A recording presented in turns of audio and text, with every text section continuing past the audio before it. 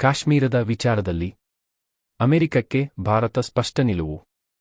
ಪಾಕಿಸ್ತಾನ ಆಕ್ರಮಿತ ಕಾಶ್ಮೀರ ಪಿಒಕೆ ಹಿಂಪಡೆಯುವುದು ಹಾಗೂ ಉಗ್ರರ ಹಸ್ತಾಂತರದ ಕುರಿತಾಗಿ ಮಾತ್ರವೇ ಮಾತುಕತೆ ನಡೆಸಲಾಗುವುದು ಎಂದು ಅಮೆರಿಕಕ್ಕೆ ಭಾರತ ಸ್ಪಷ್ಟಪಡಿಸಿದೆ. ಈ ಕುರಿತು ಕೇಂದ್ರ ಸರ್ಕಾರದ ಮೂಲಗಳು ಮಾಹಿತಿ ನೀಡಿರುವುದಾಗಿ ಮಾಧ್ಯಮಗಳಲ್ಲಿ ಭಾನುವಾರ ವರದಿಯಾಗಿದೆ. ಶನಿವಾರ ಕದನ ವಿರಾಮ ಘೋಷಣೆಯಾದ ನಂತರ ಭಾರತ ಪಾಕಿಸ್ತಾನ ಯುದ್ಧದ ಆತಂಕ ದೂರವಾಗಿದೆ. ಆದಾಗ್ಯೂ ಕದನ ವಿರಾಮ ಉಲ್ಲಂಘಿಸಿ ಪಾಕ್ ಪಡೆಗಳು ಗಡಿಯಲ್ಲಿ ದಾಳಿ ನಡೆಸಿರುವುದರಿಂದ ಅನಿಶ್ಚಿತ ಪರಿಸ್ಥಿತಿ ಇದೆ. ಕಾಶ್ಮೀರದ ವಿಚಾರದಲ್ಲಿ ಸ್ಪಷ್ಟ ನಿಲುವು ಹೊಂದಿದ್ದೇವೆ. ಪಿಒಕೆ ಹಿಂಪಡೆಯುವ ವಿಚಾರವಷ್ಟೇ ಬಾಕಿ ಇರುವುದು. ಅದನ್ನು ಬಿಟ್ಟರೆ ಮಾತನಾಡುವಂತಹದ್ದೇನೂ ಇಲ್ಲ. ಉಗ್ರರ ಹಸ್ತಾಂತರದ ಬಗ್ಗೆ ಅವರು ಪ್ರಸ್ತಾಪಿಸಿದರೆ ನಾವು ಮಾತನಾಡಬಹುದು. ಆದರೆ ಬೇರೆ ವಿಚಾರಗಳ ಬಗ್ಗೆ ಮಾತನಾಡುವ ಉದ್ದೇಶವಿಲ್ಲ ಎಂದು ವಿದ್ಯಮಾನಗಳ ಬಗ್ಗೆ ಬಲ್ಲ ಮೂಲಗಳು ತಿಳಿಸಿವೆ.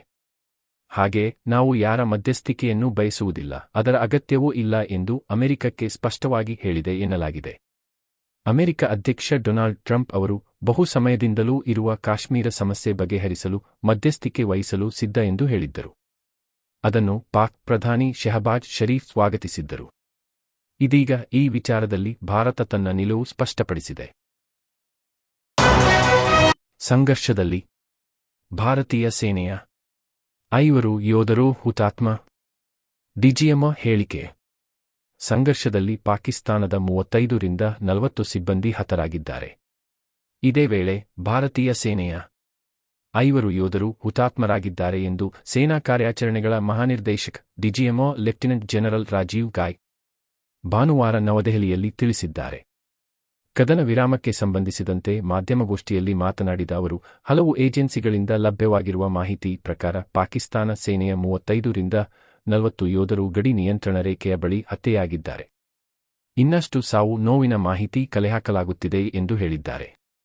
ಭಾರತಕ್ಕೆ ಜಯ ಲಭಿಸಿದೆ ಎಂದು ಭಾವಿಸಬಹುದೇ ಎಂಬ ಪ್ರಶ್ನೆಗೆ ಪ್ರತಿಕ್ರಿಯಿಸಿದ ಅವರು, ಪಹಲ್ಗಾಮ್ ಉಗ್ರರ ದಾಳಿಯಲ್ಲಿ ಮೃತಪಟ್ಟವರಿಗೆ ನ್ಯಾಯ ಒದಗಿಸಲಾಗಿದೆ ಎಂದು ಪ್ರತಿಪಾದಿಸಿದ್ದಾರೆ. ಭಾರತದ ಸಾರ್ವಭೌಮತೆಗೆ ಎದುರಾಗುವ ಯಾವುದೇ ಬೆದರಿಕೆಯನ್ನು ನಿರ್ಣಾಯಕ ಬಲದೊಂದಿಗೆ ಹಿಮ್ಮೆಟ್ಟಿಸಲಾಗುವುದು ಎಂದು ಸ್ಪಷ್ಟವಾಗಿ ಹೇಳಿದ್ದಾರೆ. ಪತ್ರಿಕಾಗೋಷ್ಠಿಯಲ್ಲಿ air marshal A K. Bharti, vice admiral A N. Pramod ಮತ್ತು ಮೇಜರ್ ಜನರಲ್ ಎಸ್.ಎಸ್. ಶಾರದಾ ಅವರೊಂದಿಗೆ ಇದ್ದರು. ಟ್ರಂಪ್ ಮಾತು ಮೋದಿ ಕೇಳಿದ್ದು ತಪ್ಪು. ಭಾರತ ಮತ್ತು ಪಾಕಿಸ್ತಾನ ನಡುವೆ ನಡೆಯುತ್ತಿದ್ದ ಸೇನಾ ಕಾರ್ಯಾಚರಣೆ ನಿಲ್ಲಿಸಿದ ಕ್ರಮ ಸರಿಯಲ್ಲ. ಪ್ರಧಾನಿ ಮೋದಿಯವರು ಯುದ್ಧದ ವಿಚಾರದಲ್ಲಿ ಗಟ್ಟಿ ಮತ್ತು ಕಠಿಣ ನಿರ್ಧಾರ ಕೈಗೊಳ್ಳಬೇಕಿತ್ತು. ಯಾರ ಮಾತನ್ನು ಕೇಳದೆ ದಾಳಿ ಮುಂದುವರಿಸಿ ಪಾಕಿಸ್ತಾನವನ್ನು ನಾಶ ಮಾಡಬೇಕಿತ್ತು ಎಂದು ವಿಧಾನ ಪರಿಷತ್ ಸಭಾಪತಿ ಬಸವರಾಜ ಹೊರಟ್ಟಿ ಹೇಳಿದರು. ಹುಕ್ಕೇರಿ ಪಟ್ಟಣದಲ್ಲಿ ಭಾನುವಾರ ಮಾಧ್ಯಮಿಕ ಶಾಲಾ ಶಿಕ್ಷಕರ ಪತ್ತಿನ ಸಂಘದ ಬೆಳ್ಳಿ ಮಹೋತ್ಸವದಲ್ಲಿ ಪಾಲ್ಗೊಳ್ಳುವ ಮುನ್ನ ಮಾಧ್ಯಮದವರೊಂದಿಗೆ ಮಾತನಾಡಿದ ಅವರು, ಪಾಕಿಸ್ತಾನ ನಂಬಿಕೆಗೆ ಅರ್ಹವಾದ ದೇಶವಲ್ಲ. ಕದನ ವಿರಾಮದ ನಂತರವೂ ಮತ್ತೆ ದಾಳಿ ಮಾಡಿದ್ದಾರೆ. ಅವರು ನಮ್ಮ ದೇಶದ ವೈರಿಗಳು. ಅವರಿಂದ ದೇಶಕ್ಕೆ ಎಂದೂ ಒಳ್ಳೆಯದಾಗುವುದಿಲ್ಲ. ಬೇರೆಯವರ ಮಾತು ಕೇಳಿ ಕಾರ್ಯಾಚರಣೆ ನಿಲ್ಲಿಸಬಾರದಿತ್ತು ಎಂದು ಅಸಮಾಧಾನ ಹೊರಹಾಕಿದರು. ಪ್ರಶ್ನೆಯೊಂದಕ್ಕೆ ಉತ್ತರಿಸಿದ ಅವರು, ಪಾಕಿಸ್ತಾನ ಮತ್ತು ಭಾರತದ ನಡುವೆ ನಡೆದಿರುವ ಸಂಘರ್ಷದ ಸಂಧಾನಕ್ಕೆ ಅಮೆರಿಕ ಅಧ್ಯಕ್ಷ ಟ್ರಂಪ್ ಮಧ್ಯಸ್ಥಿಕೆ ವಹಿಸಲು ಅವರು ಯಾರು?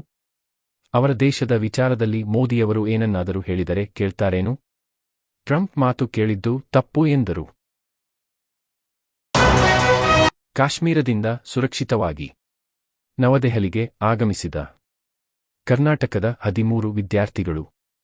ಶ್ರೀನಗರದ ಶೇರ್-ಇ ಕಾಶ್ಮೀರ ಕೃಷಿ ವಿಜ್ಞಾನ ಮತ್ತು ತಂತ್ರಜ್ಞಾನ ವಿಶ್ವವಿದ್ಯಾಲಯದಲ್ಲಿ ಕಲಿಯುತ್ತಿರುವ ಕರ್ನಾಟಕದ 13 ವಿದ್ಯಾರ್ಥಿಗಳು ಭಾರತ ಸರ್ಕಾರದ ಸಂಘಟಿತ ಪ್ರಯತ್ನಗಳಿಂದಾಗಿ ನವದೆಹಲಿಗೆ ಸುರಕ್ಷಿತವಾಗಿ ಭಾನುವಾರ ಮರಳಿದ್ದಾರೆ.